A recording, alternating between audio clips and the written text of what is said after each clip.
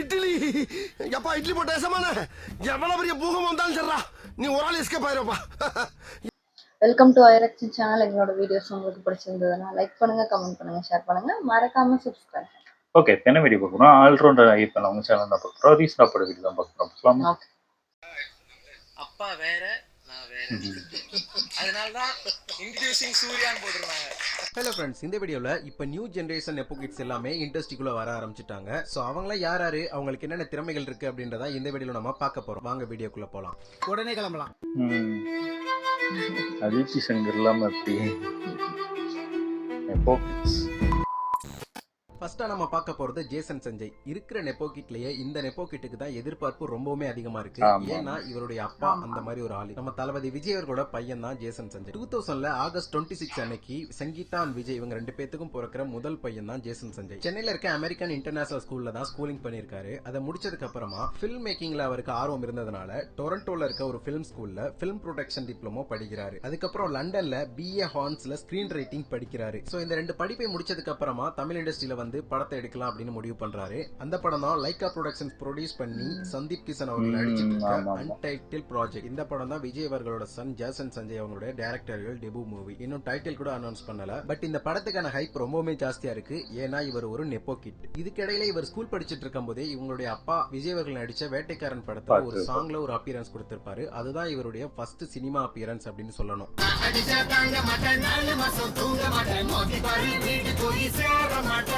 இதுக்கிடையில தளபதி விஜய் அவர்கள் வந்து பீஸ்ட் படத்தோட இன்டர்வியூல தன்னோட பையனுக்கு நடிக்கிறதுக்கான சான்சஸ் எல்லாம் வந்துச்சு. பட் அவன்கிட்ட நான் கேட்டேன், அவன் வேணாம் இப்போதைக்கு அப்படின்னு சொல்லிட்டான் அப்படின்னு அவரே சொல்லியிருப்பாரு. சோ நடிக்கிறதுக்கான வாய்ப்பு வந்திருக்கு. அது எல்லாத்தையுமே அவருடைய கெரியர் என்ன பிலிம் மேக்கிங், அதுல அவர் கான்சென்ட்ரேட்டட் அண்ட் கான்பிடன்ஸா இருந்து இப்போ ஒரு படத்தை எடுத்துட்டு இருக்காரு. இவருக்கு கண்டிப்பா திறமை இருக்கும் அப்படின்னு தான் எனக்கு தோணுது. ஏன்னு பாத்தீங்கன்னா பிலிம் மேக்கிங் பத்தி படிச்சிருக்காரு அண்ட் சில ஷார்ட் பிலிம்ஸும் டைரக்ட் பண்ணிருக்காரு. இது ரெண்டுமே போதும் இவர் ஒரு நல்ல டைரக்டரா வர்றதுக்கு. இந்த ரெண்டு விஷயங்களுமே பண்ணாம நிறைய டைரக்டர்ஸ் இன்னைக்கு பெரிய பெரிய ஆளா இருக்காங்க. அப்படி இருக்கும்போது இவரெல்லாம் சொல்லவா வேணும். இவர் எடுத்திருக்க கதையும் டைரக்ஷனும் சூப்பரா இருந்தா கண்டிப்பா ஃபர்ஸ்ட் படமே இவருக்கு ஹிட் ஆகும். ஒருத்தர் இருந்து பாப்போம் இந்த பிரஷர் எல்லாம் எப்படி சக்சஸ்ஃபுல்லா முடிச்சு ஹிட் ஆக்குறாருன்னு. அடுத்ததா வனிதா விஜயகுமார் அவங்களுடைய மகள் Jovika. Actress Vanitha and actor Akash இவங்க ரெண்டு பேருக்குமே 2005ல பிறந்தவங்க தான் ஜோவிகா. இவங்க ஸ்கூலுக்கு எல்லாம் பெருசா போகல, படிப்புல ஒரு இன்ட்ரெஸ்ட் கிடையாது. இதனால இவங்க 9th ஸ்டாண்டர்ட் படிச்சிட்டு இருக்கும் போதே ஸ்கூல்ல இருந்து டிராப் அவுட் ஆயிட்டாங்க. ஸ்கூல்ல இருந்து டிராப் அவுட் ஆனாலும் ஆக்டிங்ல டிப்ளமோ கோர்ஸ் பண்ணிருக்காங்க. ஃபர்ஸ்ட் டைம் இவங்களுக்கு மீடியா அப்பியரன்ஸ் அப்படின்னு பாத்தீங்கன்னா இவங்களுடைய மதர் வனிதா அவங்க பிக் பாஸ் சீசன் 3ல பார்ட்டிசிபேட் பண்ணிருக்கும் போது ஃபேமிலி ரவுண்ட் அப்ப இந்த பொண்ணு தான் உள்ள போயிருப்பாங்க. அதுக்கப்புறம் 2023ல பிக் பாஸ் சீசன் 7ல இவங்களே ஒரு பார்ட்டிசிபென்ட் ஒரு கண்டஸ்டன்டா உள்ள போயிருப்பாங்க. சோ அப்பதான் ஜோவிகா அப்படின்றவங்க யாரு, என்ன பண்ணிட்டு இருக்காங்க, அம்மா அப்பா யாரு அப்படின்ற ஃபுல் டீடைல்ஸ் அவங்க எப்படிப்பட்ட கேரக்டர் அப்படின்றது எல்லாமே தெரிய வந்துச்சு மக்களுக்கு. அந்த சீசன்லயும் பெருசா அவங்களுக்கு மக்கள் சப்போர்ட் எதுவும் இல்லாம பாதிலேயே எலிமினேட் ஆகி வெளியில வந்துட்டாங்க. வெளியில வந்தவங்க ஒரு யூடியூப் சேனல் ஆரம்பிச்சு அந்த யூடியூப் சேனல்ல குக்கிங் வீடியோஸ், வாக்ஸ் அவங்க அம்மா கூட சேர்ந்து அவங்க எப்படின்னா மனசுல பட்டதை இருந்துட்டு இருக்கு. இப்போ இவங்களுடைய சொந்த பணத்தை போட்டு ஒரு படம் எடுத்திருக்காங்க, மிஸ்டர் அண்ட் மிஸ்ஸஸ். இவங்களுடைய அம்மா வனிதா அண்ட் ராபர்ட் மாஸ்டர் இவங்க ரெண்டு பேரும் சேர்ந்து நடிச்சிருக்காங்க. ஜோவிகாவும் இந்த படத்துல ஒரு கேரக்டர் பிளே பண்றாங்க. அது மட்டும் இல்லாம இந்த படத்தோட ப்ரொடியூசருமே ஜோவிகா தான். இது வரைக்கும் இவங்களோட ஜோனில எந்த ஒரு இடத்துலயும் இவங்களோட ஆக்டிங் ஸ்கில்ஸை வெளிப்படுத்தவே இல்ல. இவங்க நடிச்சு நான் பார்த்ததே இல்ல. அப்படி இருக்கும்போது இவங்க சினிமா இண்டஸ்ட்ரியில சக்சஸ்ஃபுல்லா இருப்பாங்களா அப்படின்றது மிகப்பெரிய டவுட் தான். ரொம்ப கஷ்டம் பார்க்கலாம். எல்லாரும் சொல்லிடக்கூடாது. ரொம்ப கஷ்டம் ப்ரோ. அப்படிலாம் சொல்ல முடியாது. ஆக்டர் விஜய் சேதுபதி அவங்களுடைய மகன் சூர்யா வேற ஏதாவது படத்துல நடிச்சா கூட இரண்டாவது குழந்தையா பிறந்தவர் தான் சூர்யா சேதுபதி. இவருக்கு இப்ப 20 வயசு ஆகுது. இவர் ஸ்கூல் எஜுகேஷன் முடிச்சுட்டு இவங்க அப்பாவோட நடிப்பை பார்த்துட்டு இவருக்கு சினிமா மேல ஒரு ஆர்வம் வந்து இவங்க அப்பாவோட ஷூட்டிங் டைம்ல அங்க போயிட்டு வேடிக்கை பார்த்துட்டு உட்காந்துருப்பாராம். இதனால அவருக்கு பிராக்டிக்கலா சினிமா எப்படி இருக்கும், எப்படி எடுக்கிறாங்க அப்படின்ற நிறைய நாலேஜ் கிடைச்சிருக்கு. அதுவும் இல்லாம இவருக்கு ரொம்பவுமே இன்ட்ரெஸ்ட். ஆனால் அரசு இவரை வச்சு ஒரு படம் எடுக்கிறதா அவங்க அப்பா சேதுபதி கிட்ட கேட்கிறாரு. அவர் ஓகே சொல்லிடுறாரு. இந்த பையன் ஓகே சொல்றாப்ல. அதுக்கப்புறம் அந்த படத்தை பத்தின அனௌன்ஸ்மெண்ட் வருது. அந்த படத்தோட பேர் ஃபீனிக்ஸ் வீலான். சோ இது வரைக்கும் எல்லாமே ஓகேவா தான் போக்கிட்டு இருந்துச்சு. நம்ம ஊர்ல மானிய விலையில் இஷ்டத்துக்கு இன்டர்வியூஸ் எடுக்கிற சில சேனல்ஸ் இருக்குது. அந்த சேனல்ஸ் எல்லாம் சேர்த்து ஒரு பிரஸ் மீட் போட்டு அந்த பையனை பேச வச்சாங்க. அந்த இன்டர்வியூ எடுத்ததையும் தப்பு சொல்லல. அதுல அவர் பேசின விஷயங்கள் தான். அதுதான் அவருடைய ஃபர்ஸ்ட் பிரஸ் மீடியா இன்டர்வியூ. அதுல அவர் எப்படி பேசுறது அப்படின்னு தெரியாம சில விஷயங்களை பேசி விட்டாப்ல. அது பெரிய கான்ட்ரவர்சியல் இஷ்யூ ஆயிட்டு அந்த பையனை போட்டு பொழக்க ஆரம்பிச்சுட்டாங்க எல்லாரும். படத்தோட ஷூட்டிங்கே அப்பதான் ஆரம்பிச்சிருக்காங்க. அந்த டைம்ல இந்த கான்ட்ரவர்சியல் இஷ்யூ வந்தோன்னா அவரை போட்டு புழக்க ஆரம்பிச்சோன்னா மக்கள் நம்ம மேல வெறுப்ப கொட்டுறாங்க. இந்த டைம்ல நம்ம படம் நடிச்சா அந்த படத்தை மக்கள் போய் பார்ப்பாங்களா, ஃபர்ஸ்ட் நம்மளால நடிக்க முடியுமா அப்படின்ற பல கேள்விகள் அவரோட மனசுக்குள்ள ஓடுது. ஏற்கனவே ஒரு ஆக்டரோட சன், அவருடைய பேரை காப்பாற்றணும் அப்படின்ற ஒரு ப்ரெஷர், இந்த கான்ட்ரவர்சியலான இஷ்யூவை பேசினதுக்கான ஒரு ப்ரெஷர், இந்த மாதிரி பல ப்ரெஷர்களை மண்டக்குள்ள வச்சுக்கிட்டு அந்த படத்தை சக்சஸ்ஃபுல்லா நடிச்சு முடிச்சிட்டாரு. படம் இன்னைக்கு ரிலீஸும் ஆகிடுச்சு. ஸோ ட்ரெய்லர்ல பார்க்கும்போதே தெரியுது கண்டிப்பா இவருக்குள்ள ஒரு நடிப்பு திறமை, டேலண்ட் இருக்குதுன்னு. ட்ரெய்லரும் சூப்பரா இருந்துச்சு. இவர் பேச தெரியாம பேசி அந்த ஒரு கான்ட்ரவர்சியில ஃபேஸ் பண்ணதை தவிர மற்றபடி இவர் மேல எந்த ஒரு குறையும் கிடையாது. படத்தை பார்த்துட்டு மக்கள் இவருக்கு வரவேற்பு கொடுக்கறாங்களா, படம் எப்படி இருக்கு அப்படின்றதெல்லாம் பொறுத்து இருந்து பார்ப்போம். அடுத்ததா சிங்கர் திப்பு அண்ட் ஹரிணி இவங்களுடைய சன் ஆசா கூட நம்பர் 4 இல்ல நல்லாவே இருக்கு. எல்லா படமுமே நல்லா இருக்கு. டிஏவி குரூப் ஆஃப் ஸ்கூல்ல ஸ்கூலிங் முடிச்சிட்டு திருச்சியில இருக்க என்ஐடில பிடெக் படிச்சிட்டு இருக்காரு. இன்னும் கம்ப்ளீட் பண்ணல. அதுக்குள்ள சினிமா மேல இருந்த ஆர்வ கோளாறுன்னு சொல்ல முடியாது, ஒரு ஆர்வத்தினால, முக்கியமா திறமையினால கட்சி சேர அப்படின்னு சொல்லிட்டு 2024ல ஒரு இண்டிபெண்டன்ட் ஆல்பம் ரிலீஸ் பண்றாரு. பயங்கர ட்ரெண்ட் ஆயிடுச்சு. இந்த சாங்க்கு அவரே எக்ஸ்பெக்ட் பண்ணாத அளவுக்கு யூடியூப்ல 235 மில்லியன் வியூஸ் போயிருக்கு இது வரைக்கும். ஆடியன்ஸ் மத்தியில ரொம்பவுமே ட்ரெண்டிங்கான சாங்கா இருந்துச்சு. அதுக்கு அப்புறம் அதே வருஷத்திலேயே ஆசா கூட அப்படின்ட்டு இன்னொரு இண்டிபெண்டன்ட் ஆல்பம் சாங்க ரிலீஸ் பண்றாரு.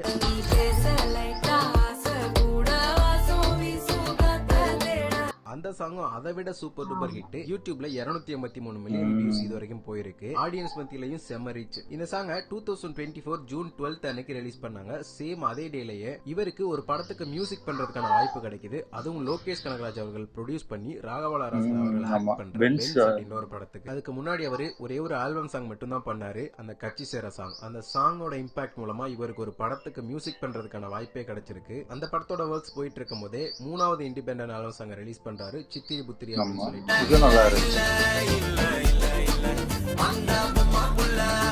இந்த சாங்கும் அதே மாதிரி மக்கள் மத்தியில ரொம்பவே ட்ரெண்ட் ஆனிச்சு. அதுக்கப்புறம் அவரோட ஃபர்ஸ்ட் டெபியூ மூவியான பென்சே ரிலீஸ் ஆகல. அதுக்குள்ள ஆர்ஜே பாலாஜி அவங்க டைரக்ஷன் பண்ணி சூர்யா அவர்கள் கருப்பு அப்படின்ற ஒரு பெரிய படத்துக்கு மியூசிக் பண்றதுக்கான வாய்ப்பு கிடைக்குது. இதோட மட்டும் நிறுத்தாம பிரதீப் ரங்கநாதன் அவங்களுடைய டியூட் அப்படின்ற ஒரு மலையாள சினிமால பல்டி அப்படின்ற ஒரு படத்துக்கும் 4 படத்துக்கு மியூசிக் பண்ணிட்டு இருக்காரு. அதுல 3 படம் பயங்கரமான எதிர்பார்ப்போட இருக்குது. இந்த டைம்ல இவரு ஜூலை 7 அன்னைக்கு விழி வைக்கிற அப்படின்னு சொல்லிட்டு இவரோட 4th இண்டிபெண்டன்ட் ஆல்பம் சாங்க ரிலீஸ் பண்ண போறாரு. மிகப்பெரிய ஒரு ஆச்சரியமான விஷயம் என்னன்னு பாத்தீங்கன்னா, ஒரு படம் கூட இவர் மியூசிக் பண்ணி இன்னும் ரிலீஸ் ஆகல.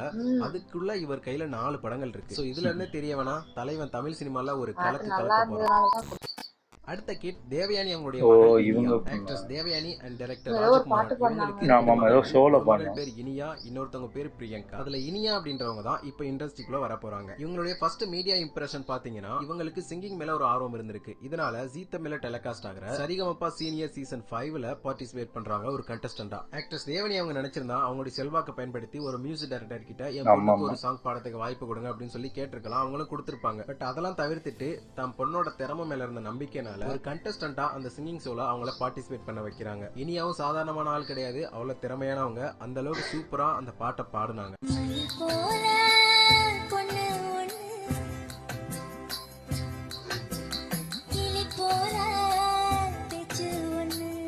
ஃபர்ஸ்ட் இம்ப்ரெஷனே இப்படி நல்ல சாங் பாடிருக்காங்க. அதுக்கப்புறம் வர்ற ஷோக்கள்லயுமே நல்ல நல்ல சாங்ஸா பாடி ஜட்ஜஸ் கிட்ட நல்ல நல்ல கமெண்ட்ஸும் வாங்கிட்டு இருக்காங்க. இதுக்கு இடையில இப்ப இவங்களுக்கு ஒரு படத்துல நடிக்கிறதுக்காகவும் வாய்ப்பு கிடைச்சிருக்கு. தெலுங்கு சினிமால நானி அவர்கள் ப்ரொடியூஸ் பண்ணி கோர்ட் அப்படின்னு சொல்லிட்டு ஒரு படம் ரிலீஸ் ஆனிச்சு. அந்த படம் தெலுங்குல பயங்கரமான ஹிட். படம் சூப்பராகவும் அந்த படத்தை தமிழ்ல ரீமேக் பண்றாங்க, நெட்ஃபிளிக்ஸ்ல வந்துருச்சு, ப்ளே பண்றாங்க அப்படின்னு சொல்லிட்டு அன்அபிஷியலா ஒரு இன்ஃபர்மேஷன் பாஸ் ஆயிட்டு இருக்குது. அது உண்மையா பொய்யான்னு தெரியல. பட் உண்மையா இருந்தா கண்டிப்பா அந்த ரோலுக்கு இவங்க கரெக்டா சூட் ஆவாங்க. சிங்கிங் சூப்பரா பண்றாங்க. கண்டிப்பா அதுல அவங்களுக்கு திறமை இருக்குது. அந்த ரீமேக் படம் தெரியல, அது பொறுத்து இருந்து தான் பார்க்கணும். சோ ஃபைனலா வீடியோட எண்டுக்கு வந்துட்டோம். ஃபைனலா இந்த வீடியோட கன்க்ளூஷன் அப்படின்னு என்னன்னு பாத்தீங்கன்னா, அஜித் சங்கர் காணோம் தன்னோட திறமையால உயர்ந்து வந்த ஒரு புகழ்பெற்ற மனுஷனோட உங்களுக்கு ஈஸியா ஒரு துறையில வாய்ப்பு கிடைச்சிருது. பட் அந்த வாய்ப்பை தக்க வச்சுக்கிட்டு ரொம்ப நாளைக்கு நீங்க போயிட்டே இருக்கணும் அப்படின்னா அதுக்கு உங்ககிட்ட டேலண்ட் இருக்கணும். டேலண்ட்டை வளர்த்துக்கோங்க. இவரோட பையன் இவர் அப்படின்னு சொல்ல வச்ச மக்களை இந்த பையனோட அப்பா தான் இவர் அப்படின்னு சொல்ல வைங்க. நெக்ஸ்ட் ஒரு நல்ல வீடியோல வந்து உங்களை சந்திக்கிறேன். இந்த வீடியோ பிடிச்சிருந்தா மறக்காம like, comment, share and subscribe பண்ணிட்டு போயிருங்க. தேங்க்ஸ் ஃபார் வாட்சிங் ஃப்ரெண்ட்ஸ்.